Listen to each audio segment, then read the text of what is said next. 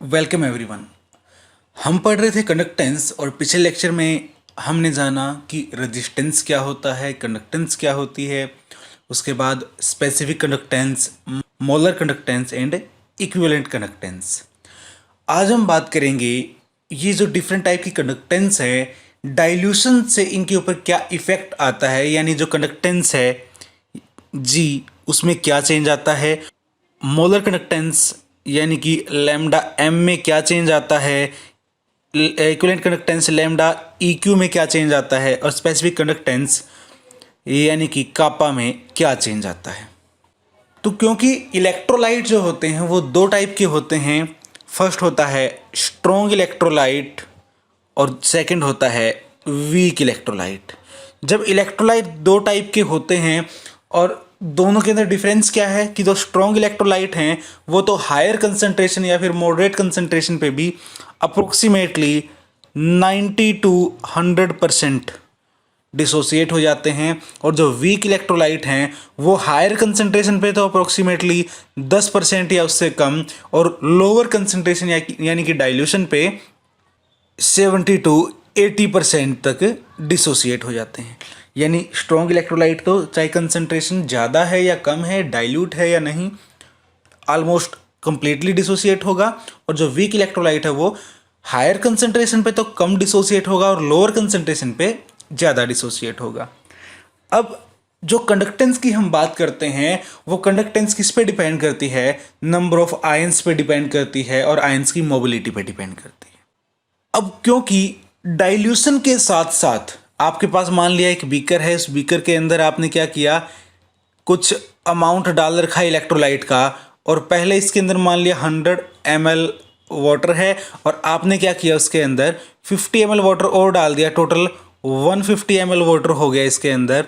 यानी जो total solution बन रहा है ये कितना हो गया, ज़्यादा हो गया, पहले से वॉल्यूम बढ़ गया, वॉल्यूम बढ़ गया, लेकिन जो इलेक्ट्रोलाइट है वो उतना ही रहा, आपने इलेक्ट्रोलाइट एक्स्ट्रा ऐड नहीं किया। जब आपने इलेक्ट्रोलाइट एक्स्ट्रा ऐड नहीं किया तो क्या हुआ, यहाँ पे डाइल्यूशन हो गई, सॉल्यूशन क्या हो गया, डाइल्यूट हो गया। जो ये डाइल्यूट सॉल्यूशन है इसके अंदर पर यूनिट वॉल्यूम अगर देखा जाए तो नंबर ऑफ आयंस डिक्रीज होंगे, लेकिन टोटल जो डिसोसिएशन है वो बढ़ जाएगा, यानी कि नंबर ऑफ आयंस टोटल बढ़ जाएंगे, तो कंडक्टेंस जो है जी वो तो बढ़ जाएगी टोटल सॉल्यूशन की, लेकिन यूनिट वॉल्यूम की कंडक्टेंस यानी कि स्पेसिफिक कंडक्टेंस वो है वो डिक्रीज हो जाएगी। स्पेसिफिक कंडक्टेंस क्या होगी, डिक्रीज हो जाएगी, क्योंकि per unit volume number of ions decrease हो रहे हैं, लेकिन ऑन द होल पूरे सॉल्यूशन के अंदर अगर हम आयंस की बात करें तो आयन बढ़ेंगे, इसलिए जो कंडक्टेंस है वो इंक्रीज कर जाएगी। बात करते हैं मोलर कंडक्टेंस की, तो लैम्डा एम एक्चुअली में इक्वल होता है कापा मल्टीप्लाइड बाई वॉल्यूम, और वॉल्यूम कौन सा, जितने वॉल्यूम के अंदर 1 मोल आपका इलेक्ट्रोलाइट डिसोल्व हुआ है। अब आपको पता है स्पेसिफिक कंडक्टेंस क्या करती है, डिक्रीज करती है, यानी कापा क्या कर रहा है, डिक्रीज कर रहा है, और वॉल्यूम है वो इंक्रीज कर रहा है। कापा का डिक्रीज कम होता है और वॉल्यूम का इंक्रीज ज़्यादा होता है, इसलिए ऑन दी होल ये पूरी की पूरी जो टर्म है ये इंक्रीज होती है, यानी लैम्डा एम क्या है, मोलर कंडक्टेंस क्या है, इंक्रीज होती है डाइल्यूशन से। कैसे इंक्रीज हुई कि देखो, आपके पास जब मोलर कंडक्टेंस निकालनी हो तो पूरा सॉल्यूशन यानी कि वी वॉल्यूम, पूरे वी वॉल्यूम के अक्रॉस आपने क्या किया है, 2 इलेक्ट्रोड लगाए हैं, और इलेक्ट्रोड्स का बीच का जो गैप है वो 1 सेंटीमीटर ही है, यानी जो डिस्टेंस है 2 इलेक्ट्रोड के बीच में वो 1 सेंटीमीटर रहेगी, और पूरा सॉल्यूशन किसके बीच में कन्फाइंड होगा, उन इलेक्ट्रोड के बीच में कन्फाइंड होगा। अब क्योंकि नंबर ऑफ आयंस बढ़ रहे हैं, टोटल नंबर ऑफ आयंस बढ़ रहे हैं डाइल्यूशन से, तो कंडक्टेंस इंक्रीज होगी। वैसे ही इक्विवेलेंट कंडक्टेंस की हम बात करें, लैम्डा ई क्यू इक्वल होता है कापा मल्टीप्लाइड बाई वॉल्यूम, और यहां पे वॉल्यूम क्या होता है, वॉल्यूम वो वाला जिसके अंदर 1 ग्राम इक्विवेलेंट वेट जो है इलेक्ट्रोलाइट का वो डिसोल्व कर रखा है। यानी कि जो इक्विवेलेंट कंडक्टेंस है वो भी K इंटू वी है, और कापा तो डिक्रीज हो रहा है लेकिन V की वैल्यू अब उसके कंपैरिजन में ज़्यादा बढ़ रही है, तो इनका प्रोडक्ट है वो इंक्रीज करता है। ऑन दी होल रिजल्टेंट क्या आता है कि भाई एक चीज़ छोटी हो रही है लेकिन दूसरी चीज़ काफ़ी ज़्यादा बढ़ रही है, तो मल्टीप्लाई करोगे तो जो प्रोडक्ट आएगी वो थोड़ी बढ़ के ही आएगी। तो लैम्डा इक्विवेलेंट यानी इक्विवेलेंट कंडक्टेंस भी क्या होता है, इंक्रीज होता है डाइल्यूशन के साथ। तो ये तो हमने देखा जनरल वे में कि भाई आपने डाइल्यूट किया तो ये इंक्रीज हो गया। कोहलरास ने स्ट्रॉन्ग और वीक दोनों टाइप के इलेक्ट्रोलाइट की कंडक्टेंस यानी कि मोलर कंडक्टेंस के ऊपर एक्सपेरिमेंट किया और उसने पाया कि जब वो ग्राफ प्लॉट कर रहा है मोलर कंडक्टेंस और अंडर द रूट कंसंट्रेशन के बीच में, अगर कंसंट्रेशन इस तरफ बढ़ रही है तो जो डाइल्यूशन है वो इस तरफ बढ़ रहा है। कंसंट्रेशन बढ़ रही है तो डाइल्यूशन घट रहा है, डाइल्यूशन बढ़ रहा है तो कंसंट्रेशन घट रही है। तो उसने देखा कि जो स्ट्रॉन्ग इलेक्ट्रोलाइट हैं उनके लिए जैसे जैसे डाइल्यूशन बढ़ेगी वैसे वैसे थोड़ा थोड़ा थोड़ा थोड़ा क्या हो रहा है, कंडक्टेंस इंक्रीज कर रही है, मोलर कंडक्टेंस इंक्रीज कर रही है। और वीक इलेक्ट्रोलाइट के लिए उसने देखा कि जैसे जैसे कंसंट्रेशन डिक्रीज होगी डाइल्यूशन बढ़ेगी तो जो मोलर कंडक्टेंस है वो बहुत बहुत ज़्यादा बढ़ती जाएगी। अब जब मोलर कंडक्टेंस बहुत ज़्यादा बढ़ती जा रही है तो उसका कर्व कैसा आ रहा है, ये वाला कर्व आ रहा है किसके लिए, वीक इलेक्ट्रोलाइट के लिए, और ये वाला आ रहा है किसके लिए, स्ट्रॉन्ग इलेक्ट्रोलाइट के लिए। यानी स्ट्रॉन्ग इलेक्ट्रोलाइट में कोई बहुत ज़्यादा चेंज नहीं होता, थोड़ा सा चेंज होता है। अब इस ग्राफ को एक्स्ट्रापोलेट किया किसने, कोहलरास ने। जो ये ग्राफ इसने कम कंसंट्रेशन के लिए निकाला था स्ट्रॉन्ग का, ये एक्स्ट्रापोलेट किया और ये जाके कहाँ पे, इस पोजीशन के ऊपर, इस पोजीशन के ऊपर किसको काट रहा है, ये इंटरसेप्ट कर रहा है मोलर कंडक्टेंस वाली लाइन को। यानी कि ये ग्राफ जब यहाँ तक एक्स्ट्रापोलेट किया गया तो यहाँ पे इसने काटा एक वैल्यू पे लैम्डा एम नोट पे। ये लैम्डा एम नोट जो है ये है लिमिटिंग मोलर कंडक्टेंस या फिर molar conductance eight infinite dilution. Infinite dilution कैसे, अगर हम यहाँ से बात करते हैं अंडर द रूट सी की, कंसंट्रेशन का रूट लिया है, लेफ्ट टू राइट क्या हो रहा है, कंसंट्रेशन इंक्रीज हो रही है। यानी कि इस पॉइंट पे, इस ओरिजिन वाले पॉइंट पे क्या होगी, कंसंट्रेशन नेग्लिजिबल, जीरो के बराबर होगी, और जीरो के बराबर होगी तो डाइल्यूशन क्या हो जाएगी, इनफाइनाइट हो जाएगी। तो इनफाइनाइट डाइल्यूशन के कॉरस्पॉन्डिंग जो कंडक्टेंस आ रही है उसको हमने नाम दिया है लैम्डा एम नॉट। इसको बोलते हैं लिमिटिंग कंडक्टेंस या लिमिटिंग मोलर कंडक्टेंस। यानी एक मोल इलेक्ट्रोलाइट से, स्ट्रॉन्ग इलेक्ट्रोलाइट से मैक्सिमम कितनी कंडक्टेंस हमें मिल रही है इनफाइनाइट डाइल्यूशन पे, ये क्या है, लिमिटिंग मोलर कंडक्टेंस। इससे ज़्यादा नहीं हो सकती। अब ये क्या किया हमने, ग्राफ को एक्स्ट्रापोलेट किया है। ग्राफ तो सिर्फ इतने के बीच में हमने बनाया था, उसके बाद तो हमने इस ग्राफ के अकॉर्डिंग बस इस लाइन को आगे तक ड्रा किया है और हमने लैम्डा एम नॉट निकाल ली, किसके लिए, स्ट्रॉन्ग के लिए। लेकिन वीक इलेक्ट्रोलाइट का तो जो कर्व है वो इस तरीके से होता जा रहा है। अब ऐसा लग रहा है कि जैसे ये कर्व तो कहीं भी इस लाइन को टच नहीं करेगा। जब ये कर्व इस लाइन को टच नहीं करेगा तो आप इस ग्राफ से limiting molar conductance weak electrolyte की तो नहीं निकाल सकते। अब दूसरा, डिबाई, हक्कल और ओनसागर ने इसके ऊपर काम किया। डिबाई, हक्कल एंड ओनसागर, इन्होंने क्या किया, एक इक्वेशन दी है इसके लिए। इक्वेशन क्या ड्राइव की उन्होंने कि lambda m at any concentration C is equal to lambda naught m minus a plus b lambda m naught whole multiplied by under the root C। अब इस इक्वेशन के अंदर आपको पता है तो लैम्डा एम नोट तो क्या है, किसी भी इलेक्ट्रोलाइट के लिए किसी पर्टिकुलर टेम्परेचर के ऊपर क्या होगा, एक कांस्टेंट होगा। भाई आपके पास मान लिया कोई इलेक्ट्रोलाइट NaCl है तो NaCl के लिए जो लिमिटिंग मोलर कंडक्टेंस है किसी पर्टिकुलर टेम्परेचर पे वो तो सेम रहेगी, चाहे आप आज मेजर करो या बाद में मेजर करो। तो लैम्डा एम नोट क्योंकि ये कॉन्स्टेंट है और ए और बी क्या है, कॉन्स्टेंट्स हैं, तो constant plus constant multiplied by constant, ये पूरा एक कांस्टेंट टर्म है। तो इसको आप इस तरीके से भी रिप्रेजेंट कर सकते हो सिंपल वे में कि lambda m at concentration C equal to lambda a m naught minus b root c, यानी कि कंसंट्रेशन वाली टर्म जितनी ज़्यादा होगी ये फैक्टर उतना ही ज़्यादा होगा, जितना ज़्यादा ये फैक्टर होगा उतना ज़्यादा डिडक्ट होगा, सब्ट्रैक्ट होगा किससे, लिमिटिंग मोलर कंडक्टेंस से। यानी जैसे जैसे कंसंट्रेशन बढ़ेगी वैसे वैसे जो कंडक्टेंस है, मोलर कंडक्टेंस है, वो घटेगी।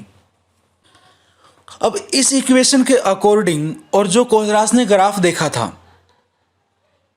कोलरास ने जो ग्राफ बनाया था वो ग्राफ क्या था कि वीक इलेक्ट्रोलाइट के लिए तो ज़्यादा इंक्रीज हो रहा था और स्ट्रॉन्ग इलेक्ट्रोलाइट के लिए थोड़ा थोड़ा इंक्रीज हो रहा था। अब वीक इलेक्ट्रोलाइट के केस में तो हम ये कह देते हैं कि जो ये कंसंट्रेशन के साथ चेंज है, जो कंसंट्रेशन घटने के साथ साथ जो मोलर कंडक्टेंस है वो इंक्रीज हो रही है, वो तो ठीक है, क्योंकि जब कंसंट्रेशन ज़्यादा है तो डिसोसिएशन कम था, जब कंसंट्रेशन कम हुई डाइल्यूट किया तो डाइल्यूशन के साथ साथ क्या हो गया, डिसोसिएशन बढ़ता गया। जब डिसोसिएशन बढ़ेगा तो आयंस बढ़ेंगे, आयन बढ़ेंगे तो कंडक्टेंस बढ़ेगी, यानी मोलर कंडक्टेंस वीक इलेक्ट्रोलाइट की इंक्रीज होती है, ये हमें पता चल गया। लेकिन स्ट्रॉन्ग इलेक्ट्रोलाइट जो पहले से ही बहुत अच्छे से डिसोसिएटेड थे हायर कंसंट्रेशन पे भी, उनकी कंडक्टेंस क्यों बढ़ी? तो इस चीज को जो डिसोसिएशन वाली थ्योरी है वो एक्सप्लेन नहीं कर पाई कि भाई डाइल्यूशन से डिसोसिएशन होता है, ये बात तो स्ट्रॉन्ग इलेक्ट्रोलाइट के केस को एक्सप्लेन नहीं कर पाती। तो इसके लिए डिबाई और हक्कल ने एक थ्योरी दी जिसका नाम है Debye Hückel theory for strong electrolyte. अब ये डिबाई हक्कल थ्योरी क्या है स्ट्रॉन्ग इलेक्ट्रोलाइट के लिए? डिबाई हक्कल थ्योरी जो है वो ये कहती है कि जो स्ट्रॉन्ग इलेक्ट्रोलाइट हैं, माना कि वो बहुत अच्छे से डिसोसिएट हो जाते हैं मॉडरेट या फिर हायर कंसंट्रेशन पे भी, लेकिन उनकी कंडक्टेंस किस वजह से कम है? वो है आयंस और आयंस के बीच, यानी कि आपके पास जो कैटायन और एनायन हैं उनके बीच की जो इंटरेक्शन होती है, यानी कि आयनिक इंटरेक्शंस की वजह से स्ट्रॉन्ग इलेक्ट्रोलाइट हायर कंसंट्रेशन पे कम कंडक्टेंस शो करते हैं। तो जो इंट्राइनिक इंटरेक्शंस थी, इंट्राइनिक इफेक्ट था, उसको दो फैक्टर्स में उन्होंने डिवाइड किया। पहला फैक्टर तो था एसिमेट्रिक इफेक्ट। एसिमेट्रिक इफेक्ट कौन सा? कि भाई जो आयंस हैं उनका इन्वायरमेंट एसिमेट्रिक हो जाए, इसको रिलैक्सेशन इफेक्ट भी बोला जाता है। अब एसिमेट्रिक इफेक्ट कैसे? कि आपके पास कैटायन और एनायन है, कैटायन के चारों तरफ क्या होंगे? एनायन होंगे बहुत सारे, और एनायन के चारों तरफ क्या होंगे? कैटायन होंगे। तो जब कैटायन और एनायन इस तरीके से प्रेजेंट हों एक दूसरे के चारों तरफ, और आप इसके ऊपर क्या करो, इलेक्ट्रिक फील्ड लगा दो, एक पॉजिटिव चार्ज प्लेट, एक नेगेटिव चार्ज प्लेट, तो पॉजिटिव चार्ज प्लेट की तरफ जो एनायन हैं वो मूव करना स्टार्ट कर देंगे, और नेगेटिव चार्ज प्लेट की तरफ जो कैटायन हैं वो मूव करना स्टार्ट कर देंगे। अब ये तो कंडक्टेंस हो गई भाई, आयंस जो हैं वो अपोजिटली चार्ज प्लेट की तरफ मूव करते हैं, दिस इज द कंडक्टेंस। अब इस कंडक्टेंस को रोकने वाला कौन है? इसको रोकने वाला है एसिमेट्रिक इफेक्ट। कैसे? कि आपके पास जो भी कैटायन है उसके चारों तरफ एनायंस हैं, जो एनायन है उसके चारों तरफ क्या है? कैटायन है। जब कैटायन एक नेगेटिव चार्ज प्लेट की तरफ जाने लगेगा तो उसे अपने सराउंडिंग एनायंस हैं उनको छोड़ के आगे बढ़ना होगा। उनको छोड़ के आगे बढ़ने के टाइम पे वो दूसरे एनायंस के इन्फ्लुएंस में आएगा, यानी दूसरे एनायंस को दूसरे एनायन से सराउंड होगा। तो दूसरे एनायन से सराउंड होने के टाइम तक, पहले एनायन से सराउंड था, पहले 4 से इनसे सराउंड था मान लिया, उसके बाद ये आगे मूव करता, अगले किन्हीं 4-5 एनायन के कांटेक्ट में आता है। तो पहले वाले इन्वायरमेंट को छोड़ के दूसरे वाले इन्वायरमेंट तक जाने में इससे टाइम लगता है, ये इंस्टेंटेनियस नहीं होता, तो हम इसे कह सकते हैं रिलैक्सेशन इफेक्ट। जो टाइम लगेगा तो कंडक्टेंस कम होगी भाई, स्लो हो गई मूवमेंट। दूसरा है एसिमेट्रिक इफेक्ट, कि जब ये कैटायन मान लिया नेगेटिव चार्ज प्लेट की तरफ जाता है, या फिर कोई एनायन पॉजिटिव चार्ज प्लेट की तरफ जाता है। तो उस केस में जिस तरफ ये जा रहा है उस तरफ तो अपोजिट चार्ज एंड आयन जो हैं वो कम होंगे, और जिस तरफ से जा रहा है, देखो यहाँ से ये कैटायन नेगेटिव चार्ज प्लेट की तरफ जा रहा है, तो यहाँ के 3 एनायन को, पीछे वाले एनायन को तो पीछे छोड़ के अगले एनायन से कॉन्टैक्ट में आता है। अगले जितने एनायन कॉन्टैक्ट में आएगा वो कम होंगे और पीछे वाले एनायन ज़्यादा बच जाएंगे, यानी अपोजिटली चार्ज आयन पीछे की तरफ ज़्यादा रह जाएंगे। तो पीछे वाले जो आयन्स हैं, जो अपोजिटली चार्ज आयन है, वो ज़्यादा अच्छे से इसको अट्रैक्ट करेंगे। जब ज़्यादा अच्छे से इसको अट्रैक्ट करेंगे, हालांकि जो इलेक्ट्रिक फील्ड आपने अप्लाई कर रखा है, पॉजिटिव चार्ज और नेगेटिव चार्ज वाली प्लेट हैं, उनकी वजह से वो आयन मूव तो करेगा, लेकिन उसको रिस्ट्रिक्ट कौन कर रहा है, अपोज कौन कर रहा है, जो पीछे एनायन रह गए उनका एसिमेट्रिक फील्ड जो है वो इसको चलने से क्या कर रहा है, रोक रहा है। तो जो ये एसिमेट्रिक फील्ड क्रिएट हो रहा है यहाँ पे अपोजिटली चार्ज आयंस का, वो क्या करता है, रोकता है इनके आयंस की मूवमेंट को, यानी कि कंडक्टेंस को डिक्रीज करता है। तो एसिमेट्रिक इफेक्ट या फिर रिलैक्सेशन इफेक्ट हम देखते हैं कि कोई भी आयन है जब वो मूव करता है तो जो asymmetric field, asymmetric environment create हो जाता है वो उसको अपोज करता है, फ्लो नहीं होने देता। दूसरा जो पॉइंट डिवाई हैकल ने दिया था वो था इलेक्ट्रोफोरेटिक इफेक्ट। इलेक्ट्रोफोरेटिक इफेक्ट क्या है कि अभी तक हमने एसिमेट्रिक इफेक्ट या फिर रिलैक्सेशन इफेक्ट देखा, उसके अंदर हम पहले किसी एक आयन को कंसीडर कर रहे थे और बाकी जो मूव कर रहा था, और बाकी को हम इतना मूविंग नहीं मान रहे थे, ये मान के चल रहे थे कि भी बाकी इसको सराउंड कर रहे हैं, ये एक आयन मूव कर रहा है। लेकिन आपको पता है जब इलेक्ट्रोलाइट डिसोसिएट कंडीशन में है, यानी आयन प्रोड्यूस कर रखे हैं और आपने इलेक्ट्रिक फील्ड अप्लाई कर दिया, तो कैटायन भी मूव करेंगे और एनायन भी मूव करेंगे। जब कैटायन और एनायन मूव करेंगे तो साथ में जो सोलवेंट पार्टिकल हैं थोड़ा बहुत वो भी मूव करेंगे। तो जब एक कैटायन नेगेटिव चार्ज प्लेट की ओर जाता है और एनायन पॉजिटिव चार्ज प्लेट की ओर जाता है, तो कैटायन को ऐसा फील होता है कि बाकी सारे पार्टिकल अपोजिट डायरेक्शन में जा रहे हैं, और एनायन को ऐसा फील होता है कि बाकी सारे पार्टिकल नेगेटिव चार्ज प्लेट की ओर जा रहे हैं। यानी कि उसको ये फील होता है, उसको ये लगता है कि दूसरे जो पार्टिकल हैं, सराउंडिंग पार्टिकल, क्योंकि अपोजिटली चार्ज से सराउंड है, तो अपोजिटली चार्ज आयंस दूसरी साइड में जा रहे हैं। जब वो दूसरी साइड में जाएंगे तो उसको भी ड्रैग करके लेके चलेंगे, उसको भी पीछे खींचते लेके चलेंगे। तो जो वो ड्रैगिंग फोर्स लगता है, ड्रैगिंग फोर्स कैसे लगेगा कि भाई चारों तरफ के पार्टिकल एक डायरेक्शन में जा रहे हैं, बीच वाला पार्टिकल उससे अपोजिट डायरेक्शन में जाने की कोशिश करता है, तो वो उसको जैसे खींच के लेके जा रहे हो। उस इफेक्ट को बोलते हैं इलेक्ट्रोफोरेटिक इफेक्ट। तो इलेक्ट्रोफोरेटिक इफेक्ट क्या करेगा, जो एक्चुअल में उनकी कंडक्टेंस होनी चाहिए थी उतने आयंस होने की वजह से वो नहीं होने देगा। इस वजह से हायर कंसंट्रेशन के ऊपर स्ट्रॉन्ग इलेक्ट्रोलाइट कंप्लीटली डिसोसिएट होने के बाद भी आयन फ्री टू मूव नहीं होता है, और जब आयन फ्री टू मूव नहीं होता है तो कंडक्टेंस कम रहती है। जैसे जैसे हम डाइल्यूट करते जाते हैं, तो डाइल्यूशन के साथ साथ जो आयंस का डिस्टेंस है, अभी तो ये हमने क्या किया, आयन को पास पास रखा है। जब डाइल्यूशन होगा तो आयंस की जो डिस्टेंस होगी एक दूसरे के बीच में वो काफ़ी ज़्यादा होगी। जब एक आयन दूसरे आयन से इतना नज़दीक नहीं होगा तो ना तो वो इलेक्ट्रोफोरेटिक इफेक्ट लगा पाएगा, ना ही एसिमेट्रिक इफेक्ट इतना। जब ये फैक्टर इफेक्टिव नहीं होंगे तो ये कंडक्टेंस को डिक्रीज नहीं कर पाएंगे, यानी डाइल्यूट होने पर स्ट्रॉन्ग इलेक्ट्रोलाइट के जो आयन हैं वो अपनी अच्छे से कंडक्टेंस शो कर पाते हैं, और जब कंसंट्रेशन ज़्यादा होती है उस टाइम पे वो आयन में डिसोसिएट तो हो जाता है लेकिन आयंस फ्री टू मूव नहीं होते, जिसकी वजह से कंडक्टेंस कम रहती है। अब जो कोहलरास ने देखा था कि वीक के लिए तो वो जस्टिफाई कर पाया था डिसोसिएशन की वजह से, और स्ट्रॉन्ग के लिए जो वो जस्टिफाई नहीं कर पाया उसको डिवाई हैकल थ्योरी ने जस्टिफाई कर दिया। कोहलरास ने इलेक्ट्रोलाइटिक कंडक्टेंस पे काफ़ी ज़्यादा काम किया है। तो इसने क्या किया, अलग अलग पेयर लिए इलेक्ट्रोलाइट के और ये चेक किया कि उनकी कंडक्टेंस किस तरीके से। जैसे उसने पहले एक पेयर लिया KCl और NaCl का, और KCl की कंडक्टेंस देखी उसने, मान लिया A यूनिट और NaCl की कंडक्टेंस B यूनिट। फिर उसने क्या किया, इन दोनों का डिफरेंस किया।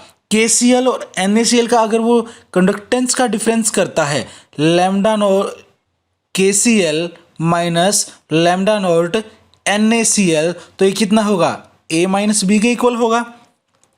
वैसे ही इसने KBr और NaBr के लिए कंडक्टेंस मेजर की।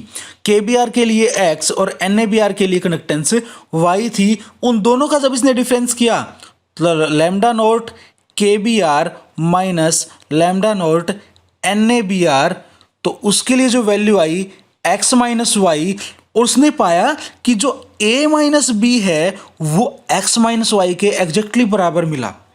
यानी कि KCl और NaCl के बीच में जितना कंडक्टेंस का डिफरेंस है उतना ही KBr और NaBr में है। अब यहाँ से उसने क्या देखा, यहाँ से उसने ये देखा कि KCl और NaCl का जब वो डिफरेंस लेता है तो वो किस किस के बीच का है। देखो कि क्लोराइड आयन तो दोनों में कॉमन था, तो क्लोराइड आयन से जितनी कंडक्टेंस होनी थी इसमें और क्लोराइड आयन से जितनी कंडक्टेंस होनी थी इसमें, दोनों क्या हो गई, कैंसल आउट हो गई। तो किसके बीच का गैप है ये, पोटाशियम और सोडियम आयन के बीच जो कंडक्टेंस का गैप है वो निकला था A माइनस बी। और जब उसने KBr और NaBr लिया तो उस केस में क्या था, जो कंडक्टेंस ब्रोमाइड आयन की थी वो पहले में से दूसरा जब घटाया, X में से Y जब किया, ब्रोमाइड आयन की तो कंडक्टेंस कट गई, पोटाशियम और सोडियम आयन के बीच का ही गैप आया। तो यहां से ये कंक्लूजन निकला कि जो कैटायन की कंडक्टेंस है वो एनायन से इंडिपेंडेंट है, कि एनायन कोई भी ले लो, कैटायन को जितनी कंडक्टेंस शो करनी है, जितनी मोबिलिटी शो करनी है वो करेगा ही करेगा। वो किसी के साथ भी आए, कोई भी एनायन आ जाए उसके साथ, तो एनायन का कैटायन की कंडक्टेंस पे कोई फर्क नहीं पड़ता। उसने फिर दूसरे सब्सटेंस लिए जिनके अंदर, यहां तो उसने क्या किया था, कॉमन एनायन लिया था, क्लोराइड एनायन ले लिया या फिर ब्रोमाइड एनायन ले लिया। फिर उसने क्या किया, कॉमन कैटायन ले लिया। जैसे KCl और KBr के लिए वैल्यू A और B यूनिट और NaCl और NaBr के लिए जो थी X और Y यूनिट। तो जब उसने KCl और KBr का डिफरेंस लिया कंडक्टेंस का, तो lambda naught for KCl minus lambda naught for KBr, तो जो गैप है A माइनस बी, ये किसका गैप है, देखो पोटाशियम की कंडक्टेंस है तो पोटाशियम की निकल गई, कैंसल आउट हो गई, तो क्लोराइड आयन और ब्रोमाइड आयन की जो कंडक्टेंस का डिफरेंस है वो क्या आया, A माइनस बी। और जब NaCl और NaBr के लिए यही काम किया तो यहाँ पे जो गैप आया lambda note NaCl minus lambda note NaBr, ये किसके इक्वल आया, X माइनस वाई के। तो जो ये गैप X माइनस वाई आया वो एग्जैक्टली सेम था किसके, A माइनस बी के, क्योंकि यहाँ भी जो गैप किसके बीच में है, क्लोराइड और ब्रोमाइड आयन की कंडक्टेंस के बीच में है, और यहाँ भी गैप क्लोराइड और ब्रोमाइड आयन की कंडक्टेंस के बीच में है। तो यहाँ से एक कंक्लूजन निकला कि कैटायन हो या एनायन वो इंडिपेंडेंटली माइग्रेट करता है और इंडिपेंडेंट अपनी कंडक्टेंस शो करता है, उसका किसी उसके ऊपर उसके जो दूसरा आयन है, कैटायन के लिए जो एनायन है और एनायन के लिए जो कैटायन है, उसका कोई भी फर्क नहीं पड़ता। आयन खुद से इंडिपेंडेंट है मूव करने के लिए सॉल्यूशन में। और ये जो ला इसने देखा था, ये जो सारी इसने स्टडी की थी, ये सब डाइल्यूट सॉल्यूशन के ऊपर की थी था। तो यहाँ से ये कंक्लूजन निकलता है कि जो आयंस है वो इंडिपेंडेंटली मूव करते हैं, और यही है Kohlrausch law of independent migration of ions, Kohlrausch law of independent migration of ions. और मैथमेटिकली इसको लिखा जाता है lambda naught of A positive B negative, यानी कि एक इलेक्ट्रोलाइट AB इलेक्ट्रोलाइट है, उसके लिए लैम्डा नोट किसके इक्वल होगा, lambda naught of A positive plus lambda naught of B negative. अब जो ये ला है इसको बोलते हैं कोलरास ला। किसके लिए, वीक इलेक्ट्रोलाइट के लिए तो ये काफ़ी यूजफुल है, क्योंकि स्ट्रॉन्ग इलेक्ट्रोलाइट के लिए हमने लैम्डा नोट निकाली थी। कैसे निकाली थी कि उसका ग्राफ जो था एक्स्ट्रापोलेट कर दिया था, जहां लैम्डा एम वाले ग्राफ को वो काट रहा था वही लैम्डा एम नोट, लेकिन वीक इलेक्ट्रोलाइट जो ग्राफ को कहीं काट नहीं रहा था उसके लिए लैम्डा नोट निकालना मुश्किल हो रहा था, तो उसको यहां से सोल्व आउट किया गया। कैसे सोल्व आउट किया गया कि जो कोई भी आपका वीक इलेक्ट्रोलाइट है, मान लिया आप एसिटिक एसिड की बात करो CH3COOH। अब एसिटिक एसिड तो क्या है, एक वीक इलेक्ट्रोलाइट है, और वीक इलेक्ट्रोलाइट के लिए आपको लैम्डा नोट नहीं मिल रही थी, तो वीक इलेक्ट्रोलाइट के लिए लैम्डा नोट निकालने के लिए हम वीक इलेक्ट्रोलाइट से जो पॉसिबल आयन है, पॉसिबल आयन यहाँ पे कौन सा है, एक तो एसीटेट आयन है CH3CO नेगेटिव, एक H पॉजिटिव, तो उन दोनों की अगर आपको लैम्डा नोट मिल जाए CH3COO negative and lambda note for H positive, अगर आपको ये वैल्यू और ये वैल्यू मिल जाए तो आप एसिटिक एसिड के लिए लैम्डा नोट की वैल्यू निकाल सकते हो। और इन आयंस के लिए कैसे निकालोगे, स्ट्रॉन्ग इलेक्ट्रोलाइट जिनके अंदर ऐसे आयन हो उनसे हम इनकी वैल्यू निकाल लेंगे और उसको इसके अंदर पुट करके हम एसिटिक एसिड जो कि वीक इलेक्ट्रोलाइट है उसके लिए लिमिटिंग मोलर कंडक्टेंस निकाल सकते हैं। तो आज हमने बात की कि डाइल्यूशन के साथ साथ कंडक्टेंस पे क्या इफेक्ट आता है, मोलर कंडक्टेंस पे क्या इफेक्ट आता है, इक्विवेलेंट कंडक्टेंस पे क्या इफेक्ट आता है, और स्पेसिफिक कंडक्टेंस के ऊपर क्या इफेक्ट आता है।